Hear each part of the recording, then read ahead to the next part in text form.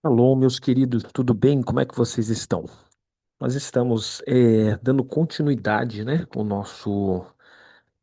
a nossa lição sobre o altar, o Misbeach, né, é, Haolá, que é o Misbeach do Holocausto. E é interessante nós notarmos alguns detalhes, algumas coisas importantes que você precisa anotar, senão você vai eh, passar batido, tá? Primeira coisa que a gente tem que entender é que os sacrifícios, eles não são uma espécie de alimentação para Deus, ok? Ah, não, os sacrifícios na Torá, eles não servem como uma alimentação, como alguma coisa piloto. Eu vejo muita gente falando muita bobagem, principalmente cristãos que chegam a citar, né, e pegam um versículo isolado, né, sem derramamento de sangue, não há expiação, não há coisa.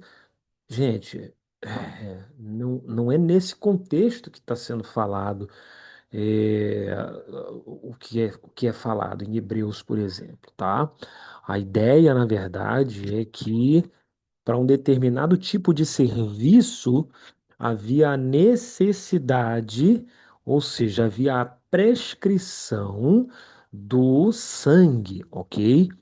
Fora isso, não podemos esquecer que, na verdade, existiam vários outros meios, né, para você fazer a sua oferta, para você fazer a sua oferenda de techuvá, de arrependimento, de perdão dos pecados, ok? Não era somente através de um animal X, Y ou Z, tá certo? Então é importante nós entendermos isso, tá bom? Uma outra coisa também é muito importante nós deixarmos claro aqui é a questão dessa visão exagerada sobre a necessidade do sacrifício e somente o sacrifício, ok? Eu estou falando isso porque a gente está falando do Antigo Testamento, a gente está falando da questão dos sacrifícios do Antigo Testamento.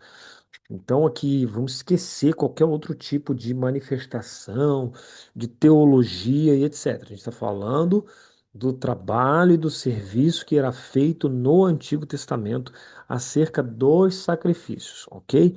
Então, assim, as pessoas tendem a dizer que, poxa, eu ouvi certos pastores, né, tal, dizer não, porque o centro do culto do Antigo Testamento estava no sacrifício. Não. O centro do culto do Antigo Testamento nunca esteve no sacrifício.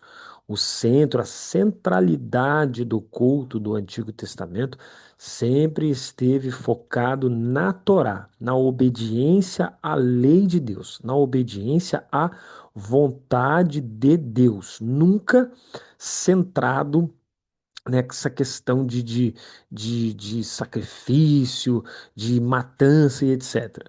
E eu vou dar um exemplo aqui, quer ver? Deixa eu abrir um texto bíblico aqui para vocês. Eu vou dar vários exemplos, mas eu vou dar um aqui principalmente, para a gente poder entender isso melhor, para a gente poder ficar com isso em mente, para a gente poder compreender realmente, né, a importância dos sacrifícios e assim por diante, ok? Então, Salmo, por exemplo, de número 50, tá? O Salmo de número 50, deixa eu abrir aqui. Pronto, o Salmo de número 50, eu vou transmitir aqui para vocês. Aqui. Salmo 50, tá? O Salmo 50, ele prescreve assim para nós, ó. Mismor leasaf el Elohim, Adonai diber, vaikra aretz mi mizrach, shemesh ad mevo. Ou seja, é um salmo de Asaf, né? Que diz: O Deus poderoso, o Senhor, falou e chamou a terra, desde o nascimento do sol até o seu ocaso. Desde Sião, a perfeição da formosura, resplandeceu Deus, né? E continua, né? Verso de número 3. Ah, Yavô Eloheinu, Veal Yeheraj, eu estou falando baixo porque tem pessoas, estou na residência do meu sogro, né? Veal Yecherash, Esh Lefanav Tochel, Usvivav Nissara Meod. Então, virá nosso Deus e não se calará diante dele um fogo, né? Um Shemesh, né? Ele diz aqui, né? Eloheinu Veal Yecherash, Esh Lefanav Tochel, Usvivav Nissara Meod, né? Um fogo irá consumindo e haverá grande tormenta ao redor dele. E aí, verso 4, né? Chamará os céus do alto e a terra para julgar o seu povo, e dirá: Congregai, né? Ele dirá, eu que coloquei, né? Congregai, meus santos, aqueles que fizeram comigo um concerto, um sacrifício, e os céus anunciarão a sua justiça, pois Deus mesmo é o juiz. Selá. Ouve, povo meu.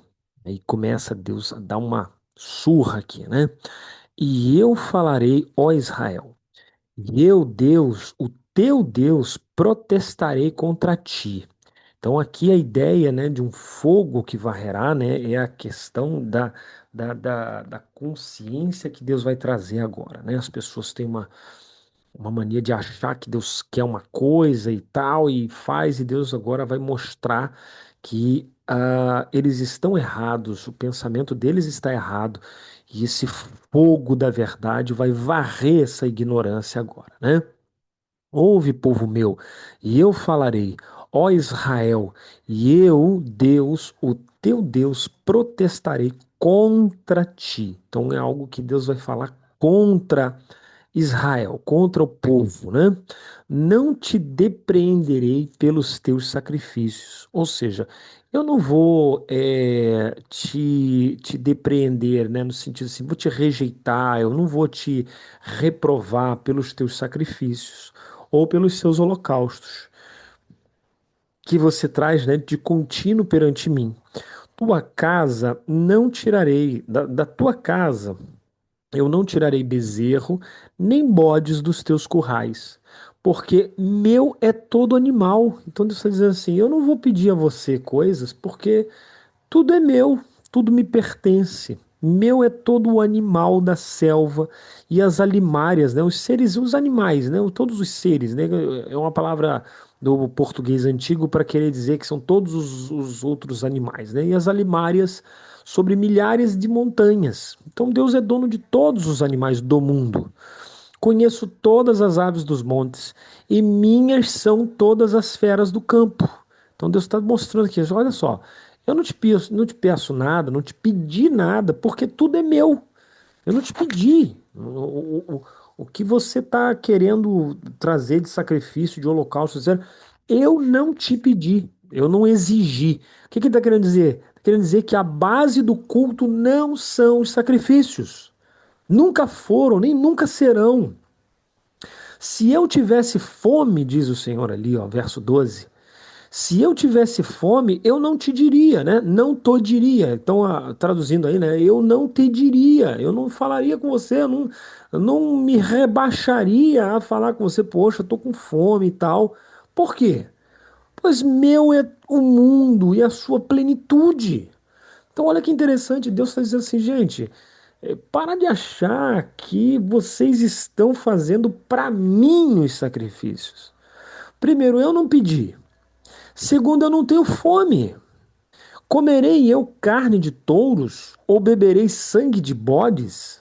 Olha como o nosso Deus é diferente dos outros deuses, dos ídolos. Os ídolos bebem sangue de bode, dependem de sangue de galinha, de animal, e aí tem a cor, tem que ser galinha preta na tal hora, tem que ser galinha não sei o que tal dia.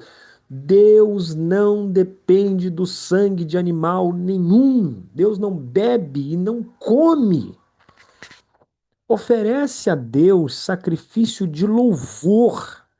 Aqui, na verdade, é Zevar Lelohim, oferta a Elohim, para Elohim, toda, ou seja, gratidão, toda é obrigado. Oferta para Deus o teu obrigado, o teu todá. Todá, Zevá Elohim Todá Veshalem. Um sacrifício de louvor completo. Veshalem quer dizer de paz, mas Shalem aqui não tá como não tá para paz, né? Shalem aqui está no seu infinitivo, está completo. Shalem quer dizer completo, quer dizer íntegro, integridade. Então ele está dizendo assim: oferece a Deus um sacrifício de gratidão completo, uma gratidão plena. Veja você como a tradução é pobre, né? Oferece a Deus sacrifício de louvor, né? Então, assim, oferece a Deus, né? Entrega a Deus um sacrifício de gratidão completo, né? Completo, pleno, tá? E para Elion, nedarecha, né? É, e para o Eterno, os seus votos. Quer dizer o quê? Quer dizer você pagar os seus votos, né? Nedarecha. Ele está dizendo, paga os seus votos para o Eterno, né? Deixa eu ver aqui. Não vou achar agora de pronto assim, entendeu? Então, assim, olha que interessante. Deus não está pedindo sacrifícios. Deus não depende de sacrifícios. Deus não come, não bebe, não depende dessas coisas. Isaías também, para a gente ter aqui, né, essa referência tão importante, Isaías, no capítulo de número 1, né? Ele diz aqui, né?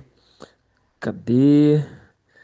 Desde a planta vossa, filha de quem me serve a mim. Verso 11 aqui de Isaías, só para a gente ganhar tempo, né? De que me serve a mim a multidão dos vossos sacrifícios, diz o Senhor? Já estou farto dos holocaustos de carneiros e da gordura de animais nédios, né, dos animais bons, né, dos animais gordos.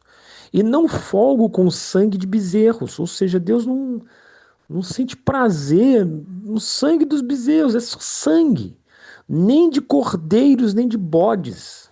Quando vindes para comparecerdes perante mim, né, quem requereu isso das vossas mãos? Né? Quem requereu isso das vossas mãos?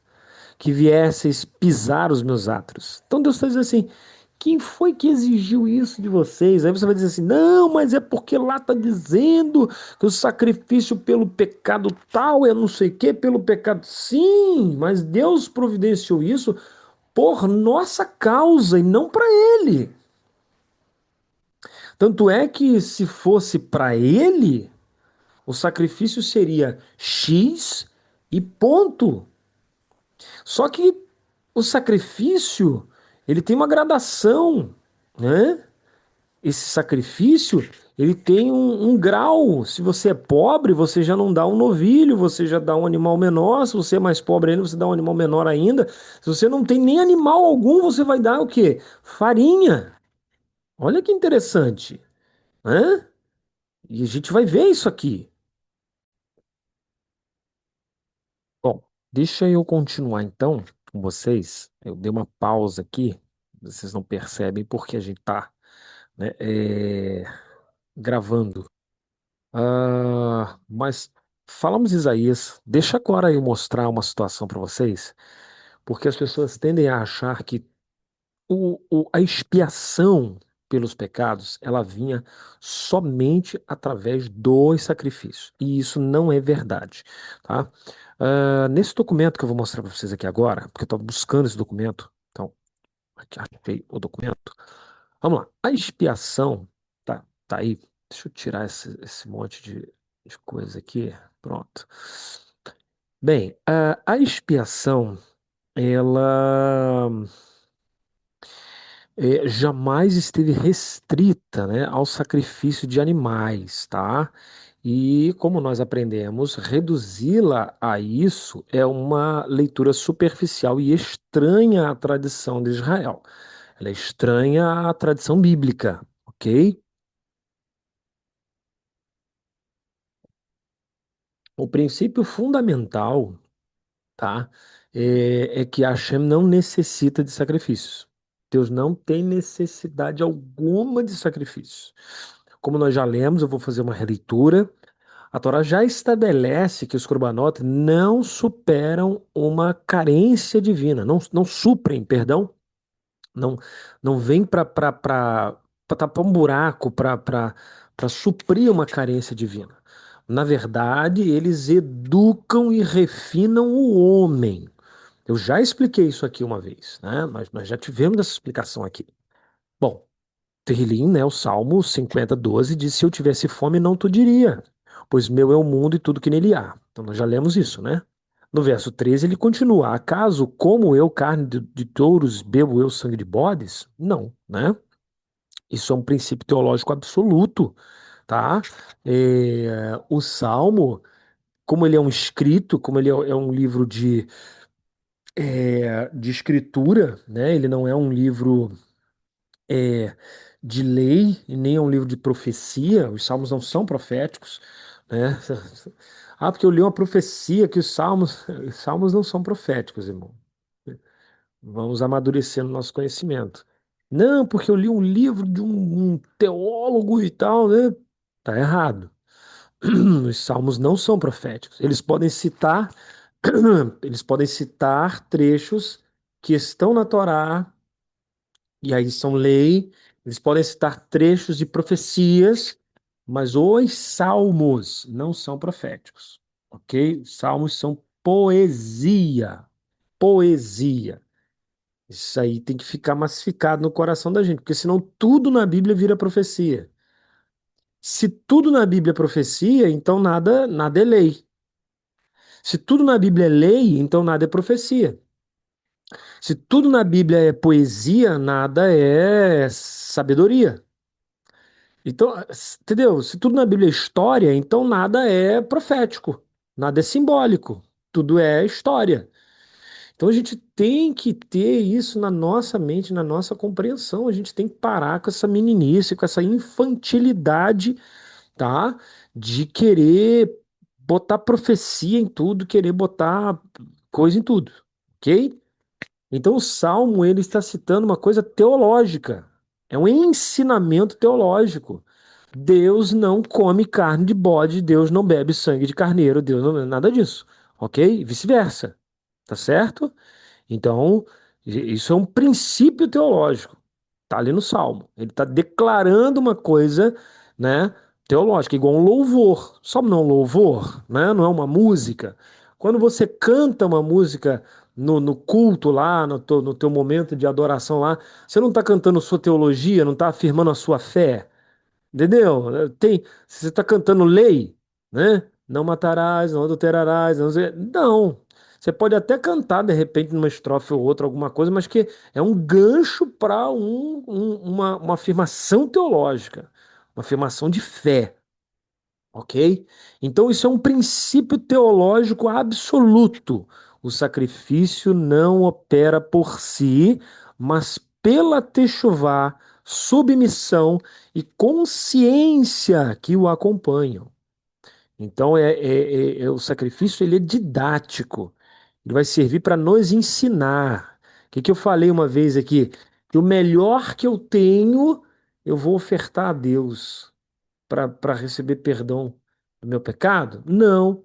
Eu já pedi perdão, eu já me converti e agora eu vou abrir mão de algo que é o melhor que eu tenho. E quando eu vejo o melhor que eu tenho indo para Deus, o que que Deus faz? Deus pega e queima. O meu melhor para Deus só serve para ser queimado. É Deus me mostrando que eu me achava muita coisa, mas que eu sou um ser humano normal, comum, pecador, igual a qualquer pessoa. E o meu melhor na presença de Deus só serve para ser queimado. Então, aquilo que eu tinha de orgulho, me orgulhava pelo animal, pela alguma coisa, aquilo vai ser queimado. E aí eu entendo, caramba, eu me achava tão especial, mas diante de Deus, o meu especial é cinza, ok? Então nós temos expiação através de diversas outras coisas. Expiação, por exemplo, através de minhá, que é a oferta vegetal. A Torá explicitamente declara que um pobre é expiado sem animal algum. Então, olha que interessante. Se a sua mão não alcançar trazer duas rolas ou dois pombinhos, trará como sua oferta o quê? Flor de farinha. Vaikra 5:11. A Torá, em Vaikra 5, vai falar para ele o seguinte. Vou abrir a Bíblia aqui, peraí. Tá aqui, ó. Desculpa, tá, gente? É que eu tô improvisado aqui esses dias de férias, tá? Ó, Vaikra 5. Deixa eu virar aqui que eu abri no 14. Vaikra 5, tá? E a partir do verso primeiro, o texto vai falar: quando alguém pecar, porque intimado a depor sem em juízo, não denunciar o que viu ou o que soube, levará a sua iniquidade. Ou quando uma pessoa tocar em alguma coisa imunda, seja cadáver de animal selvagem, seja cadáver de animal doméstico, seja cadáver de réptil, animal que o faça sem perceber, será ela, essa pessoa, imunda e culpada. Ou quando alguém, sem perceber, tocar em qualquer imundícia humana, qualquer coisa que faça imundo, quando ele souber depois, será culpado. Então ele está em pecado, está culpado. Ou quando uma pessoa jurar refletidamente com os seus lábios para fazer mal ou para fazer bem, em tudo o que o homem possa jurar sem refletir, sem perceber, e souber depois, culpado será numa dessas coisas. Eu jurei, eu não sei o que aconteceu, mas jurei para o bem, porque eu queria ajudar meu colega, ele é meu irmão, é meu parceiro, eu queria ajudá-lo, mas jurou falso. Não importa se você jurou sem saber qual era o assunto, então jurou em falso. Você não sabia qual era o assunto, ok? Verso 5. Sendo alguém culpado numa dessas coisas, confessará, ó, techuvá aqui, ó, confessará aquilo em que pecou. E como oferta pelo pecado que cometeu, trará ao Senhor uma fêmea de gado miúdo. Então, uma fêmea de bode ou uma ovelha, né? Cordeira ou cabrita, né? Como eu falei, ovelha ou cabrito, né? Cordeira ou cabrita. E o sacerdote fará por ele expiação por seu pecado. Se os seus recursos, porém, não forem suficientes para o gado miúdo, então trará o Senhor expiação da culpa que cometeu, duas rolinhas ou dois pombinhos, um como oferta pelo pecado, outra como holocausto. E ele os trará ao sacerdote e oferecerá o primeiro, que é para a oferta pelo pecado, com a unha torcerá a cabeça, né, rente ao pescoço, sem separá-lo de todo. Do sangue da oferta pelo pecado, espargirá sobre a parede do altar. Mas o que sobrar daquele sangue deixará escorrer na base do altar. E é oferta pelo pecado. Do outro fará o holocausto conforme é estabelecido. Assim, o sacerdote, né, fará por ele a expiação do pecado que cometeu e lhe será perdoado, ok? Se os seus recursos, aí entra o verso que a gente leu aqui. Eu estou lendo tudo para não dizer que a gente está fora do contexto. Então tá tudo aqui está falando sobre pecado. Se os seus recursos, porém, não lhe permitirem oferecer duas pombinhas ou duas rolinhas ou dois pombinhos, então aquele que pecou trará pela sua oferta a 10ª parte de um efá de flor de farinha, como oferta pelo pecado. Não lhe misturará azeite, nem sobre ela porá incenso, pois é a oferta pelo pecado. Então, assim, expiação aqui sem sangue. Minha, Efa de flor de farinha. O texto conclui dizendo que o sacerdote fará expiação por ele e lhe será perdoado. Ok? Então, aqui nós temos expiação sem sangue, sem derramamento de sangue. Então, essa história que dizem, não, que tem que ter sangue, que tem que ter o animal, que tem que o culto no Antigo Testamento rodeava em cima do sacrifício e tal. Isso é mentira. Você está lendo comigo aqui, você está vendo no texto bíblico que não é isso. Aqui não há sangue algum, e ainda assim há capará plena, ou seja, capará é expiação, tá? Há capará plena. O Sifrá comenta o seguinte: o Sifrá é um trecho do Talmud, ok? Não é um trecho do Talmud, é um comentário ao Talmud, mas deixa assim, que a gente não vai ter tempo de explicar todo esse detalhe técnico. Um oferece muito, outro oferece pouco, desde que o coração esteja dirigido ao céu. Um vai oferecer muito, um animal grande e tal, que é o gado miúdo, né? Uma ovelha gorda. Outro, uma caneca de flor de farinha, gente. Uma caneca de farinha de trigo. Quem ofereceu mais? Óbvio que foi quem entregou um animal, né? O outro, uma canequinha de farinha. Porém, o perdão é o mesmo.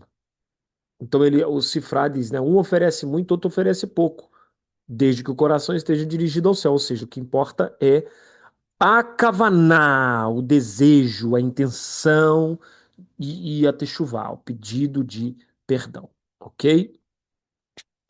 Expiação por techuvá, arrependimento. Esse é o eixo central da Torá. Diz assim: tornai a mim, ó, techuvá, né? Malachi, Malaquias, né? Malachi 3:7. Voltem para mim e eu os retornarei para vós. Olha que interessante, né? Vocês voltam para mim e eu volto vocês para vocês, né? E eu retornarei a vós, né? E eu me voltarei para vocês, né? Perdão. O perverso abandonará o seu caminho. Você tem que chuvar, largar esse caminho maligno, né? E Hashem se compadecerá. Isaías 55:7. E o Talmud é explícito quando ele trata desse assunto. Grande é a techuvá, pois traz cura ao mundo. Tratado de Yomá 86b. E mais ainda em Yomá 86a. Techuvá expia todos os pecados. É a techuvá, é o arrependimento.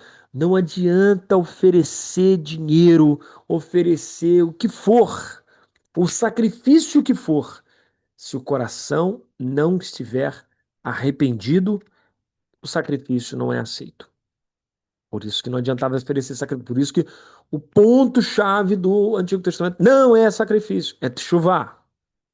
Expiação por vidui, confissão verbal. Mesmo quando há corban, o elemento expiatório é o vidui. Vidui é a confissão,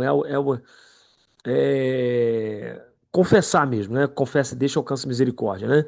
Não o sangue. E confessará o pecado que cometeu. Bamidbar 5:7. Eu vou ler. Eu vou ler, porque aqui a gente pegou só o trechinho, mas eu vou ler. Números, capítulo 5, verso 7. Bamidbar, Hamesh, Sheva. Mas eu vou ler do verso primeiro, verso Errad, né? Rishon, primeiro. Disse o Senhor a Moisés: ordena aos filhos de Israel que lancem fora do acampamento todo leproso, todo o que padece de fluxo, e todo o imundo por causa de contato com algum morto. Sejam homens ou mulheres, os lançarei fora do acampamento para que não contaminem no meio do qual eu habito. Assim fizeram os filhos de Israel e os lançaram fora do arraial, como o Senhor falara a Moisés, assim fizeram os filhos de Israel. Disse o Senhor a Moisés, diz aos filhos de Israel: se um homem ou uma mulher cometer algum pecado que prejudique o próximo, sendo assim infiel ao mandamento do Senhor, essa pessoa é culpada. confessará o pecado que cometeu e fará plena restituição àquele a quem prejudicou, acrescentando a quinta parte do seu valor. Se, porém, essa pessoa não tiver parente chegado a quem possa fazer restituição pela culpa, a restituição pertencerá ao Senhor e será dada ao sacerdote, além do carneiro da expiação, com que se fizer expiação pelo culpado. Então, mas tem o carneiro. Sim, mas o ponto, o foco não é o carneiro. O foco é confissão. Se não confessar, não adianta o carneiro. Porque Deus está falando. Vai fazer confissão. Além do carneiro. O carneiro é o quê? Aquilo que eu falei lá atrás. É pegar o meu melhor, entregar na mão de Deus, e Deus vai dizer que esse aqui é todo o seu melhor? Queimou. Então, todo o meu melhor para Deus não é nada, ok? Então, o carneiro é didático, apenas didático. A confissão é o foco. Quem confessa e deixa, alcança misericórdia. O Rambam, Maimônides, codifica a confissão é um mandamento positivo. Quer haja sacrifício, quer não. Mishneh Torah, Ilchot Teshuvah, capítulo 1. O Perek 1 e o verso 1. Fugiu agora a palavra para verso. Expiação por tefilá, oração. O profeta declara de forma cristalina, Rochel, Oséias 14:3. Compensaremos os touros com os nossos lábios. Compensaremos os touros com os nossos lábios. Ou seja, ao invés de ofertar touros, bodes, ovelhas, nós vamos ofertar nossos lábios, oração, pedido de arrependimento, pedido de perdão, arrependimento profundo. O Talmud afirma: a oração foi instituída no lugar dos sacrifícios. Tratado de Brachot 26b. Entenda, o Talmud, alguém vai dizer assim: mas o Talmud é uma obra tardia. Ele veio a existir 150 anos depois de Cristo. Pega essa ameba, esse jumento, essa anta, essa coisa estranha, e diz para ele assim: o Talmud foi um trabalho de compilação do conhecimento judaico desde a época de Esdras e Neemias, que já se tinha notícia de anotações, de trabalhos que eram feitos, e esses trabalhos e essas anotações foram reunidas e elas levaram um bom tempo até serem concluídas. E elas ficaram prontas no ano 157 depois de Cristo. 153, 157. Então, assim, uma pessoa que fala um negócio desse, o Talmud é uma obra muito tardia, é uma pessoa, ela não crê na Bíblia. Que isso, está comparando a Bíblia? Claro, a Bíblia foi escrita num período de 1.600 anos, por 40 autores diferentes. Moisés escreveu coisas que estão na época de Abraão, e ele não conheceu Abraão. O rei Davi não conheceu Moisés. Para a Bíblia ficar pronta, levou um período enorme. Então vem uma gente sem critério, sem nenhum tipo sabe, sem amor à própria vida, falar umas asneiras, umas idiotices, umas imbecilidades, sabe? A pessoa não nem pensa para falar, não. Ele simplesmente, sabe, excreta pela boca, né? Vai fazendo seus excrementos pela boca. Em vez de, poxa, pensar no que vai falar, fala, peraí, deixa eu ver se isso aqui vai colar, né? Não, vem na cabeça e ele, né? Igual neném, né? Neném que é assim, né? Não segura, não. Deu vontade, ele bota pra fora. Assim são essas pessoas. Só que pela boca. O neném, graças a Deus, ainda, né, usa o lugar certo, né? Para fazer as coisas que ele faz, né? É, só para eu, só para eu deixar claro aqui, né? é, a gente tem aqui os Tanaim, né? Ah, deixa eu só ver aqui. Sim, a Mishnah, a redação, o núcleo da Torá oral, né? A Mishnah é repetição, o estudo, né? Isso quer dizer Mishnah, né? Repetição ou estudo, tá bom? É a primeira parte da codificação da Torá. E ela foi redigida, né? Ela foi compilada por Rabi Yehuda Hanassi, né? Também chamado Rabbeinu Hakadosh, mais ou menos no ano 200 da Era Comum, tá? Mais ou menos no ano 200. Alguns datam 153, outros 157. Aqui a gente colocou nesse estudo aqui mais ou menos o ano 200, tá bom? O local foi na terra de Israel, principalmente nas regiões de Tzipori e Bet Shearim, tá? Lá na Galileia, tá bom? Ela é dividida em seis ordens, né? Xixi e Sidrá, tá bom? Aí a gente tem uma coisa interessante. Por quê? A gente tem o Talmud Bavli e o Talmud Yerushalmi, porque a Mishnah, que é a parte mais importante, ela já foi compilada no ano 200. Então, quer dizer, ela vem com uma carga de conhecimento, né, de pelo menos 200 anos ali.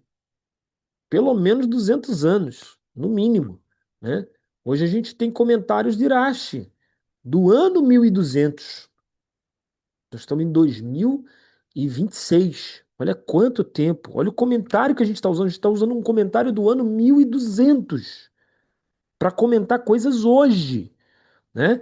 Então imagina esses homens no ano 200 compilaram a Torá oral, né? O comentário à Torá. Então imagine comigo assim, a ideia que se tem é que o comentário que eles escreveram foi pautado em trabalhos, né, de 1000 anos, talvez, para trás. Então, são trabalhos realmente advindos de Moshe Rabbeinu, tá? Sabedoria advinda de Moshe Rabbeinu, tá bom?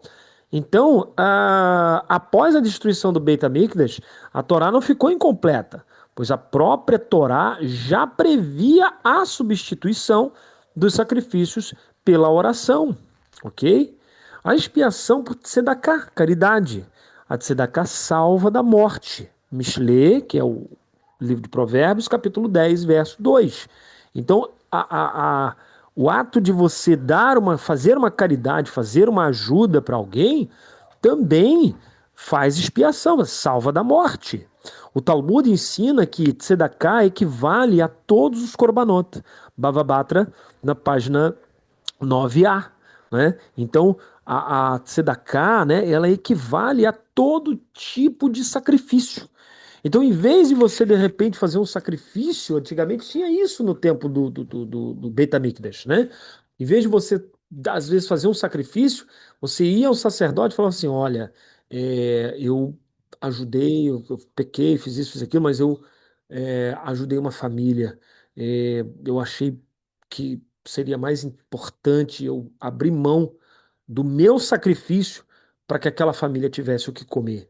E eu então fiz isso, tal, tal, tal. E o sacerdote ia fazer uma oração por aquela pessoa, ia buscar a Deus por aquela pessoa, e ele ia ser aceito, ia ser expiado o seu pecado através dessa tzedakah, né, dessa ajuda que ele fez, né, dessa coisa que ele fez.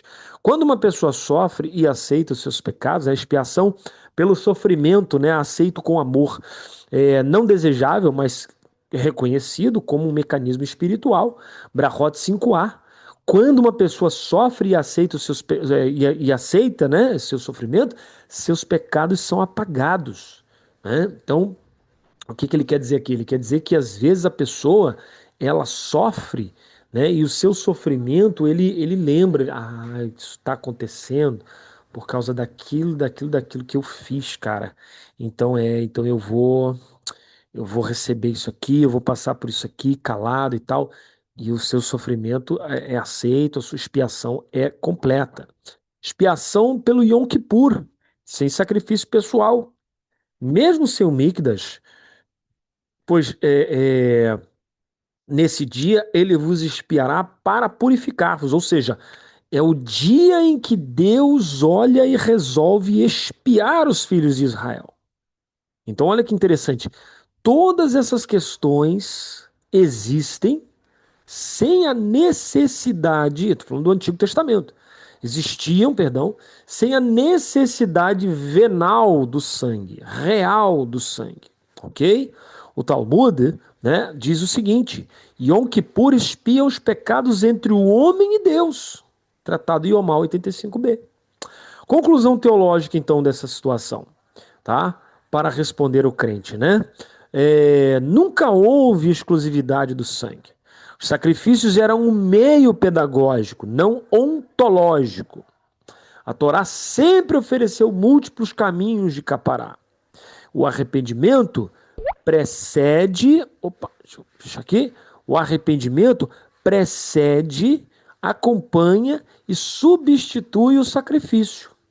A ausência do Mikdash não cria lacuna teológica alguma, ok? Como diz o profeta, os sacrifícios de Deus são um espírito quebrantado. Então, o que Deus quer, os sacrifícios que Deus quer, são um espírito quebrantado e um coração contrito, ok? Então, já que ficou claro isso na nossa mente, eu quero voltar aqui a, ao nosso trabalho aqui, cadê? Aqui, para a gente concluir, né?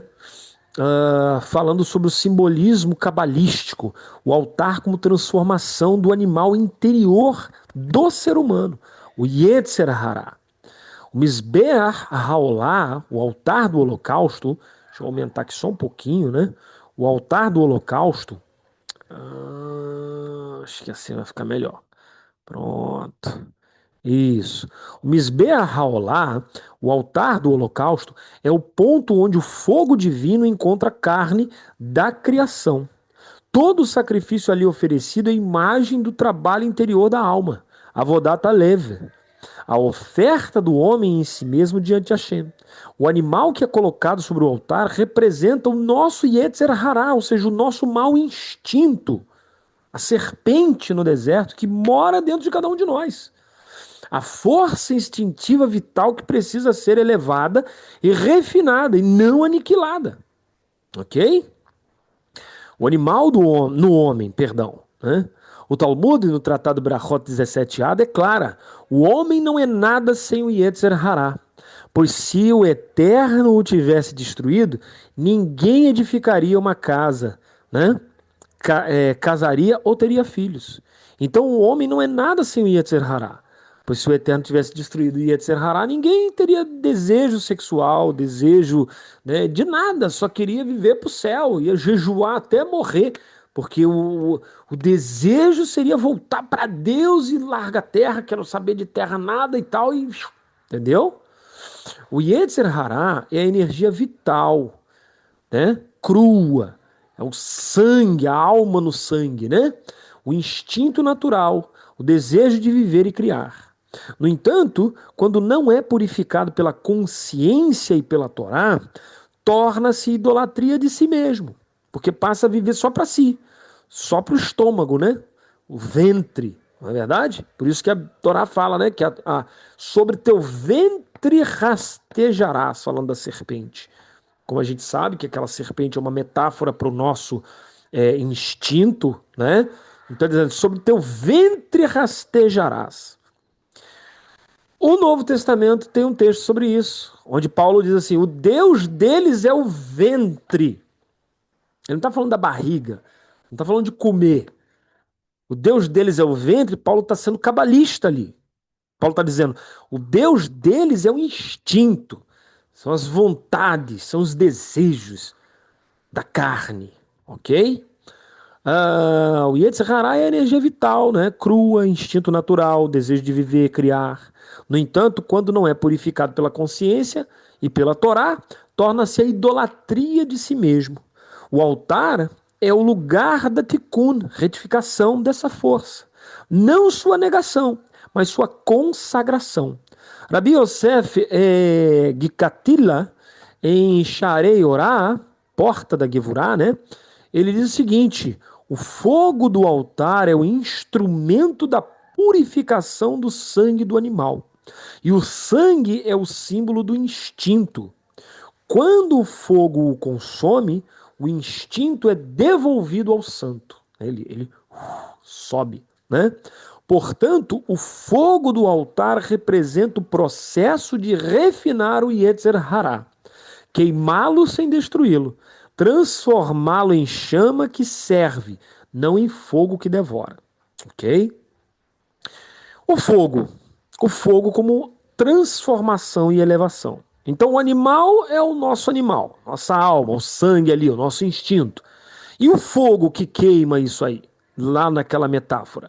No Sefer Bahir, no parágrafo 111, lê-se o seguinte: o fogo consome o inferior e o eleva em fumaça ao superior. Lembra que nós falamos sobre essa transição? Aquilo que é material, aquilo que é carne, aquilo que é sangue, vai para o altar, queima e vira fumaça, ou seja, muda de aspecto, né? Muda, se torna algo leve e que sobe, que ascende. Assim é o homem justo. Ele consome o que é terreno e o transforma em perfume. O Zohar acrescenta: o altar é o coração.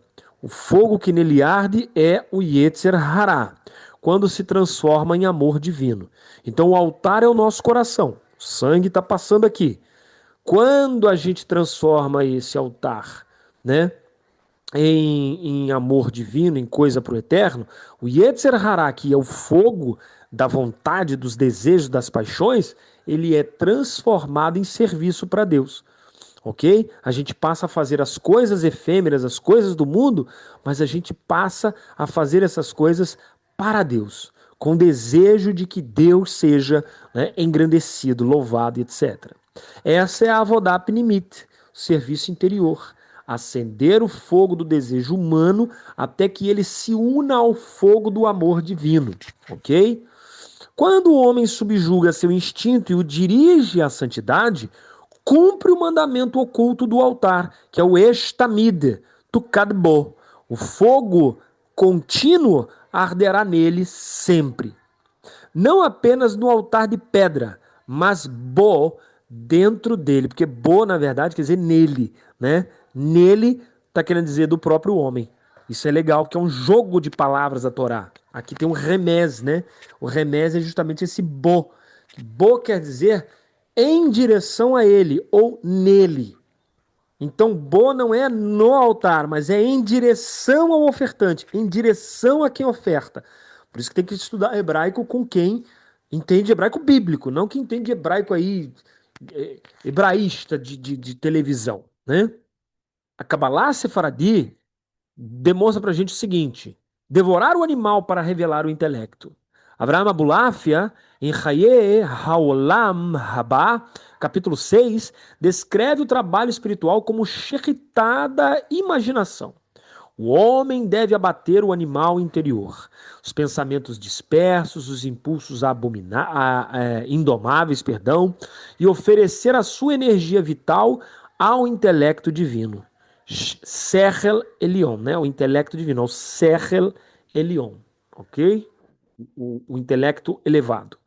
O altar é o coração, a faca é o nome de Deus e o sacrifício é o pensamento animal que se entrega à contemplação.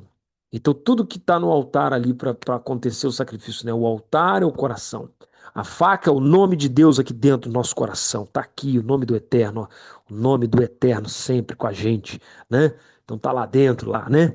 E o sacrifício? O sacrifício é o pensamento animal, aquele pensamento de fazer coisas terrenas e tal, que se entrega agora à contemplação. Agora, meu pensamento, agora eu vou pensar nas coisas de Deus. E aí você fez o sacrifício. Esse processo é a verdadeira olá interior. Desejo sobre o instinto se torna luz e o intelecto brilha purificado. O fogo do altar é o fogo da meditação. Queima o caos interior e transforma em chama de consciência. O Tania, um livro que eu sou apaixonado, né? Mostra a transformação do Nefesh Haberemit, ou seja, a alma animal, né? O Tania, no capítulo 9 e 10, descreve a alma animal, Nefesh Haberemit, como boi que precisa ser sacrificado sobre o altar do coração. Shneur Zalman explica que o Yetzer Hará não é extinto, mas redirecionado. O mesmo desejo que antes, né, ardia por prazeres materiais, passa agora a arder para Deus. O homem justo é aquele que transformou o fogo do desejo em fogo do amor divino. Seu coração é um altar, suas paixões, né, a madeira que alimenta o fogo é ali o seu coração. Né? Assim, o Misbeach é a metáfora central da Avodat Halev, né, do trabalho do coração. Né?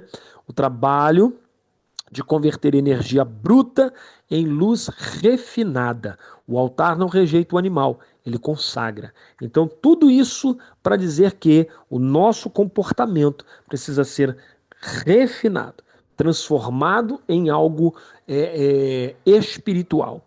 Quer comais, quer bebais, quer façais qualquer outra coisa, façais para a glória de Deus. Ou seja, transforme coisas simples em um serviço para Deus.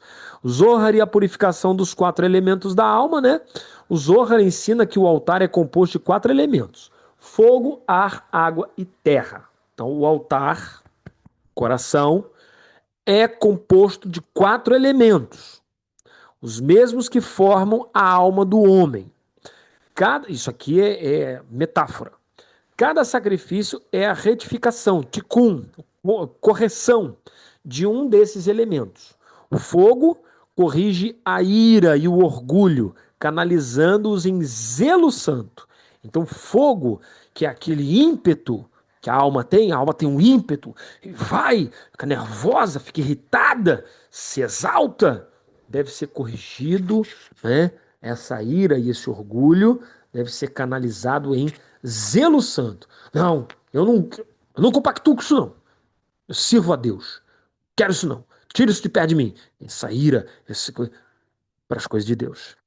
O ar purifica a fala e o pensamento disperso. Então, o ar fala disso, fala de vento, fala de fala, né? A conversa vã, esse é o ar, que a alma, né, gosta de conversar, gosta de piada, gosta de falar coisa engraçada, coisa sem nexo.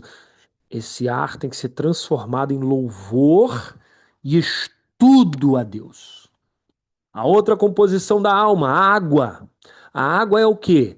São os desejos, os prazeres, as coisas volúveis. A água, ela é volúvel, como é que se diz? Ela toma forma das coisas. Onde você coloca ela, ela toma forma. Então, essa volubilidade deve se converter em deleite espiritual. Ela não deve ser volúvel para as coisas materiais, você deve transformar ela, né, e canalizar ela para os recipientes espirituais. E a terra, que é pesada, é fria, está ligada à cura, à preguiça, né? Na verdade, a terra aqui ele está falando para curar a preguiça, né, e o torpor, né, dando estabilidade e fé. Então a terra, que é aquela coisa estagnada, parada, fria, que está sempre para baixo, que fala da preguiça, da estabilidade, estagnação.